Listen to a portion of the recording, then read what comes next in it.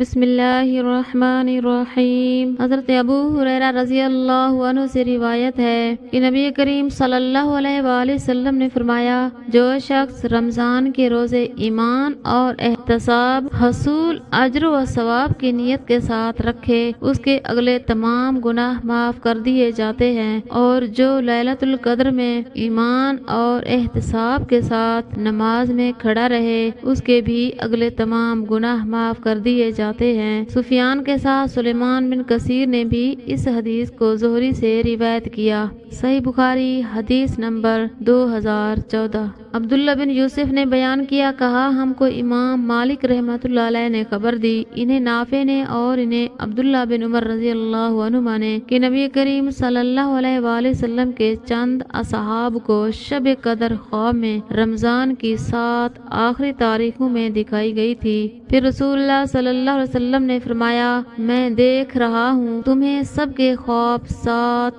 آخری تاریخوں پر متفق ہو گئے ہیں، اس لیے جس سے اس کی تلاش ہو وہ اسی ہفتہ کی آخری طاق راتوں میں تلاش کرے۔ صحیح بخاری حدیث نمبر 2015۔ حضرت ابو سعید خدری رضی اللہ عنہ سے پوچھا، وہ میرے دوست تھے، انہوں نے جواب دیا کہ ہم نبی کریم صلی اللہ علیہ وآلہ وسلم کے ساتھ رمضان کے دوسرے عشرہ میں اعتکاف میں بیٹھے، پھر 20 تاریخ کی صبح کو حضرت صلی اللہ علیہ وآلہ وسلم اعتکاف سے نکلے اور ہمیں خطبہ دیا۔ آپ صلی اللہ علیہ وآلہ وسلم نے فرمایا کہ مجھے لیلۃ القدر دکھائی گئی لیکن بھلا دی گئی، یا آپ نے یہ فرمایا میں خود بھول گیا، اس لیے تم اسے آخری عشرہ کی طاق راتوں میں تلاش کرو۔ میں نے یہ بھی دیکھا ہے خواب میں کہ گویا میں کیچڑ میں سجدہ کر رہا ہوں، اس لیے جس نے میرے ساتھ اعتکاف کیا ہو وہ پھر لوٹ آئے اور اعتکاف میں بیٹھے۔ خیر ہم نے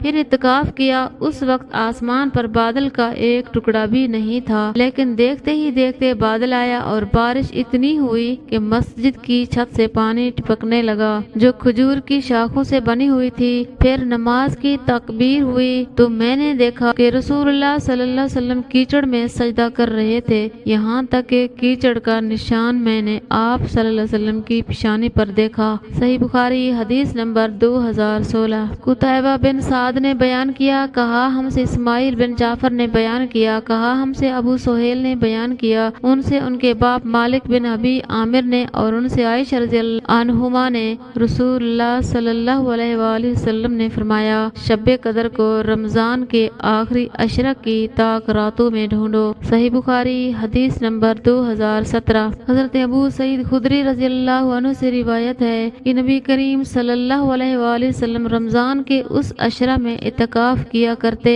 جو مہینے کے بیچ میں پڑتا ہے۔ 20 راتوں کے گزر جانے کے بعد جب 21ویں تاریخ کی رات آتی تو شام کو آپ گھر واپس آ جاتے، جو لوگ آپ کے ساتھ اعتکاف میں ہوتے وہ بھی اپنے گھروں میں واپس آ جاتے۔ ایک رمضان میں آپ جب اعتکاف کیے ہوئے تھے تو اس رات میں بھی مسجد ہی میں مقیم رہے جس میں آپ کی عادت گھر آ جانے کی تھی۔ پھر آپ نے لوگوں کو خطبہ دیا اور جو کچھ اللہ پاک نے چاہا آپ نے لوگوں کو اس کا حکم دیا۔ پھر فرمایا، میں اس دوسرے عشرہ میں اعتکاف کیا کرتا تھا لیکن اب مجھ پر یہ ظاہر ہوا ہے اب اس آخری عشرہ میں مجھے اعتکاف کرنا چاہیے، اس لیے جس نے میرے ساتھ اعتکاف کیا ہے وہ اپنے معتکف ہی میں ٹھہرا رہے، اور مجھے یہ رات شب قدر دکھائی گئی لیکن پھر بہلوا دی گئی، اس لیے تم لوگ اسے آخری عشرہ کی طاق راتوں میں تلاش کرو۔ میں نے خواب میں اپنے آپ کو دیکھا ہے، اس رات کیچڑ میں سجدہ کر رہا ہوں، پھر اس رات آسمان پر ابر ہوا اور بارش برسی، نبی کریم صلی اللہ علیہ وآلہ وسلم کے نماز پڑھنے کی جگہ چھت سے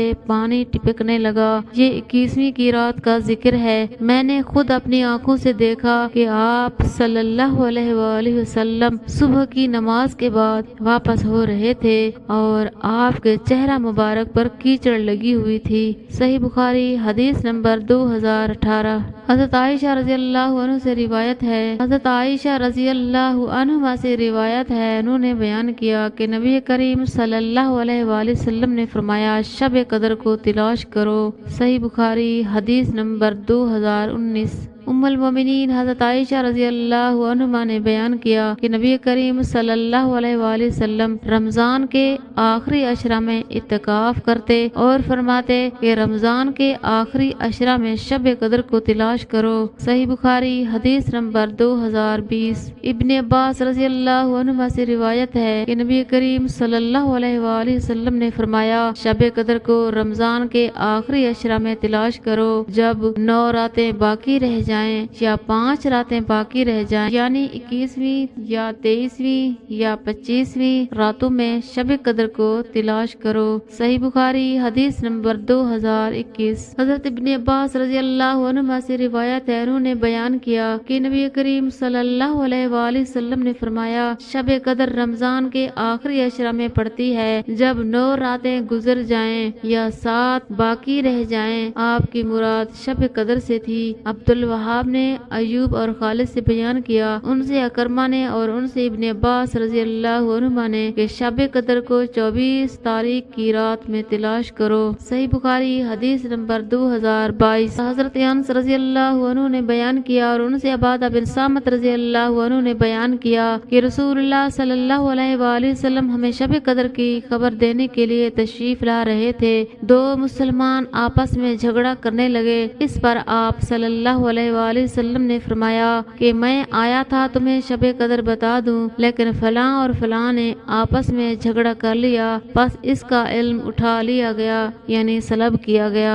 امید یہی ہے تمہارے حق میں یہی بہتر ہوگا، بس اب تم اس کی تلاش آخری عشرہ کی 9 یا 7 یا 5 کی راتوں میں کیا کرو۔ مختصر تفسیر اس کی یہ ہے، جب شب قدر کا اللہ پاک نے حضور پاک صلی اللہ علیہ وآلہ وسلم کو علم دینا تھا تو آپ صلی اللہ علیہ وآلہ وسلم صحابہ کرام کو خوشخبری دینے کے لیے آ رہے تھے، تو 2 مسلمان 2 دیہاتی تھے، آپس میں جھگڑ رہے تھے۔ ان 2 مسلمانوں کے جھگڑے کی وجہ سے اور ان کے جھگڑے کی نحوست کی وجہ سے یہ رات سلب کر دی گئی، یعنی کہ یہ بتانا تھا کہ فلاں فلاں رات کو شب قدر ظاہر ہوگی، جاگ کر عبادت کر کے شب قدر کا انتظار کرو۔ بس 2 مسلمانوں کے جھگڑے کی وجہ سے وہ رات سلب کر دی گئی۔ پھر حضور اللہ تعالیٰ نے حضور پاک صلی اللہ علیہ وسلم کو حکم دیا، پھر حضور صلی اللہ علیہ وآلہ وسلم نے فرمایا کہ طاق راتوں میں اس رات کو تلاش کرو، یہی آپ کے لیے بہتر ہے۔ صحیح بخاری حدیث نمبر 2023۔ حضرت عائشہ صدیقہ رضی اللہ عنہما سے روایت ہے، جب رمضان کا آخری عشرہ آتا تو نبی کریم صلی اللہ علیہ وآلہ وسلم اپنا تہ بند مضبوط باندھتے، یعنی اپنی کمر پوری طرح کس لیتے، اور ان راتوں میں آپ خود بھی جاگتے اور اپنے گھر والوں کو بھی جگایا کرتے تھے۔ صحیح بخاری حدیث نمبر 2024۔